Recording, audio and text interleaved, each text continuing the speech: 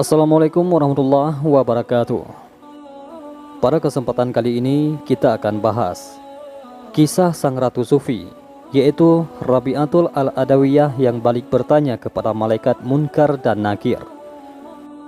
Namun sebelum kita bahas lebih lanjut, jangan lupa untuk sukai video ini dan tekan tombol subscribe untuk mendapatkan video-video terbaru dari channel Tinta Mahabbah. Terima kasih. Sang ratu cinta lahir dalam kemiskinan yang sangat. Tak ada kain untuk menyelimuti dirinya. Tak ada minyak setetes pun untuk pemoles pusarnya. Tak ada lampu untuk menerangi kelahirannya. Ia adalah putri keempat, maka disebutlah Rabi'ah.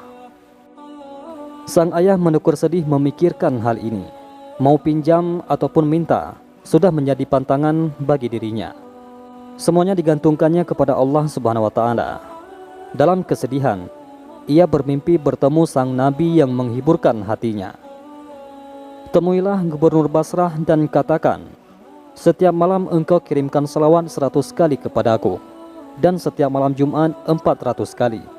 Kemarin adalah malam Jumat, dan engkau lupa mengerjakannya. Sebagai penembus kelalaianmu itu, berikanlah kepada orang ini 400 dinar yang telah engkau peroleh dengan halal. Gubernur pun memberikan apa yang dikehendaki oleh Nabi, ditambah dengan 2000 dinar bagi sedekah orang miskin. Cukuplah sudah untuk kebutuhan keluarga Rabi'ah. Sampai keadaan berbicara lain, bencana kelaparan melanda Basrah. Seorang penjahat menculik Rabi'ah untuk kemudian dijual di pasar budak dengan harga 6 dirham.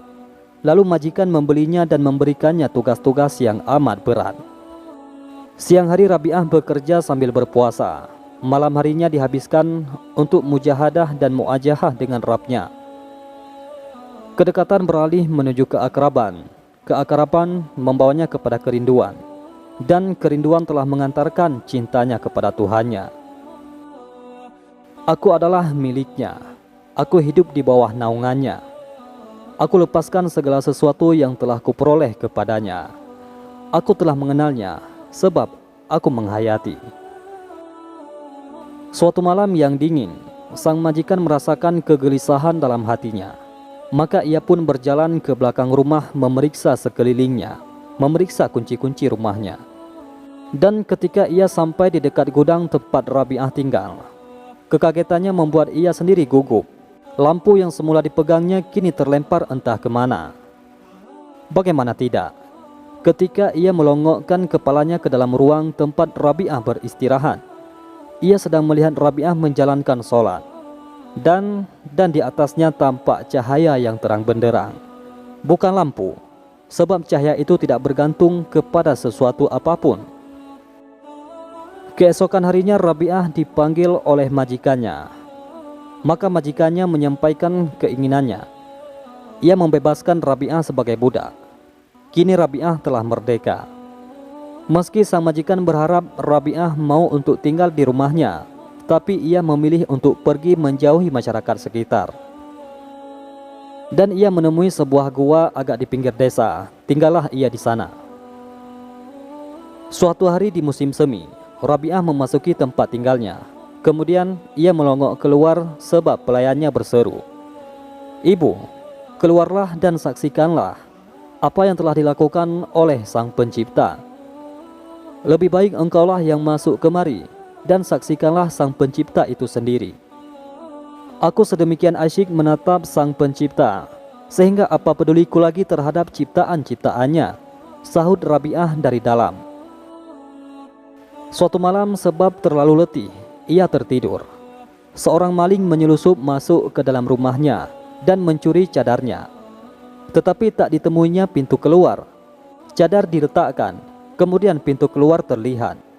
Cadar dibawa, pintu keluar tak terlihat lagi. Terdengarlah suara, "Hai manusia, tiada gunanya engkau mencoba-coba. Sudah bertahun-tahun Rabi'ah mengabdi kepada kami. Syaitan sendiri tidak berani datang menghampirinya. Tetapi betapakah seorang maling berani mencoba-coba untuk mengambil cadarnya?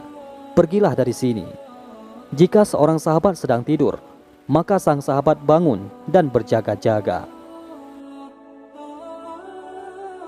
Ketika seorang sahabat mengantarkan seorang kaya yang ingin memberikan uang emasnya kepada Rabi'ah, Rabi'ah berkata, dia telah menafkahi orang-orang yang menghujahnya. Apakah dia tidak akan menafkahi orang-orang yang mencintainya? Sejak aku mengenalnya, aku telah berpaling dari manusia ciptaannya. Aku tidak tahu apakah kekayaan seseorang itu halal atau tidak. Maka betapakah aku dapat menerima pemberiannya? Di malam-malam hari yang sepi dan sunyi, dalam kerinduannya dengan Sang Maha Pencipta, Rabi'ah bergumam sambil bersujud. Ya Allah, apapun yang akan Engkau karuniakan kepadaku di dunia, berikanlah kepada musuh-musuhmu. Dan apapun yang akan Engkau karuniakan kepadaku di akhirat nanti, berikanlah kepada sahabat-sahabatmu. Karena Engkau sendiri cukuplah bagiku. Ya Allah, semua jerih payahku dan semua hasratku di antara kesenangan-kesenangan dunia ini adalah untuk mengingat Engkau.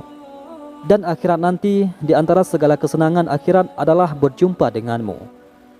Begitulah halnya dengan diriku. Seperti yang telah kukatakan, kini berbuatlah seperti yang Engkau kehendaki.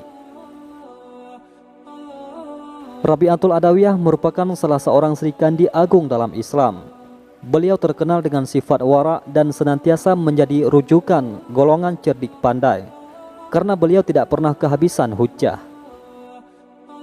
Suatu malam yang sunyi sepi, dikala masyarakat sedang nyenyak tidur, seorang pencuri telah mencoba masuk ke dalam pondok Rabi'atul Adawiyah.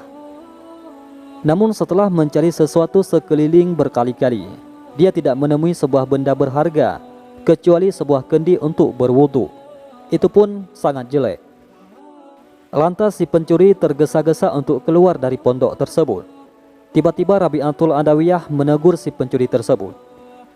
Jangan keluar sebelum kamu mengambil sesuatu dari rumahku ini. Si pencuri tersebut terperanjat karena dia menyangka tidak ada penghuni di pondok tersebut. Dia juga merasa heran karena baru kali ini dia menemui tuan rumah yang begitu baik hati seperti Rabi'atul Adawiyah. Kebiasaannya tuan rumah pasti akan menjerit meminta tolong apabila ada pencuri memasuki rumahnya.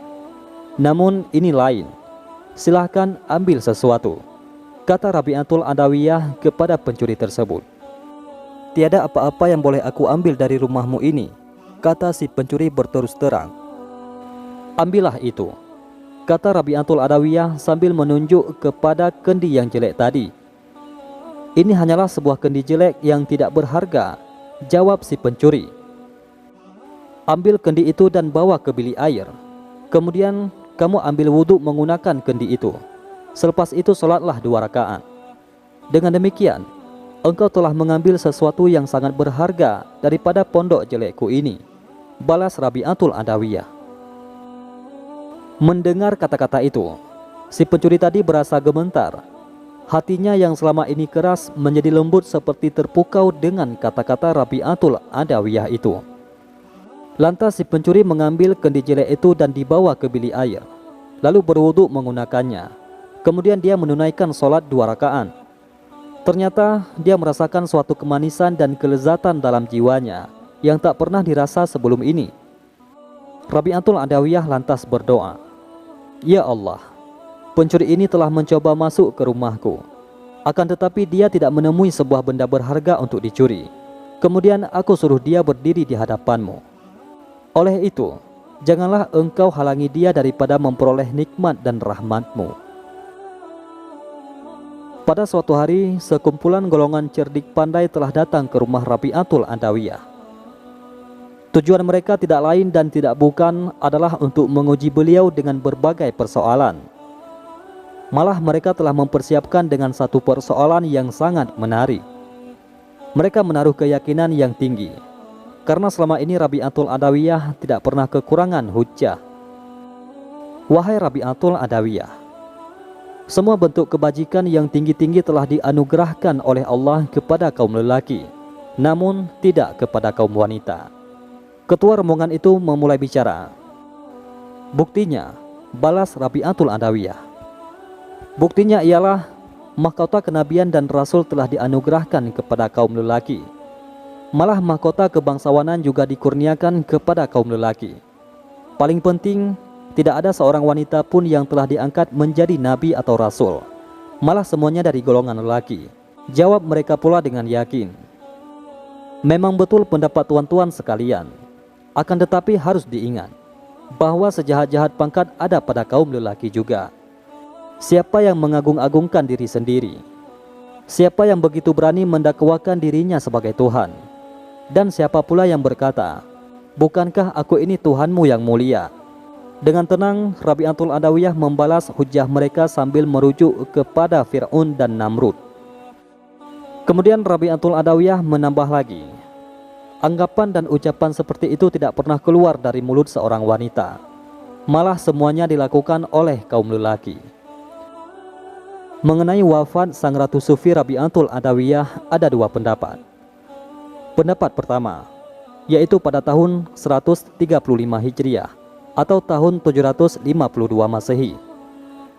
Kemudian pendapat kedua, tahun 185 Hijriah atau tahun 801 Masehi. Konon setelah itu, ada yang bermimpi melihat Rabi'ah. Kepadanya ditanyakan, bagaimanakah engkau menghadapi munkar dan nakir, wahai Rabi'ah? Rabi'ah menjawab, kedua malaikat itu datang kepadaku dan bertanya, siapakah Tuhanmu? Aku menjawab, pergilah kepada Tuhanmu dan katakan kepadanya, di antara beribu-ribu makhluk yang ada, janganlah engkau melupakan seorang wanita tua yang lemah. Aku hanya memiliki engkau di dunia yang luas, tidak pernah lupa kepadamu. Tetapi mengapakah engkau mengirimkan utusan sekedar menanyakan, siapakah Tuhanmu kepadaku? Ya Allah, jika aku menyembahmu karena takut kepada neraka, bakarlah aku di dalam neraka. Dan jika aku menyembahmu karena mengharap surga, campakkanlah aku dari dalam surga. Tetapi jika aku menyembahmu demi engkau semata, janganlah engkau enggan memperlihatkan keindahan wajahmu yang abadi kepadaku. Itulah doa sang Ratu Sufi Rabi'atul Adawiyah kepada Allah Subhanahu wa Ta'ala.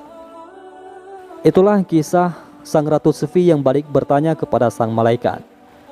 Wallahu a'lam bisawab. Mudah-mudahan bermanfaat. Assalamualaikum warahmatullahi wabarakatuh.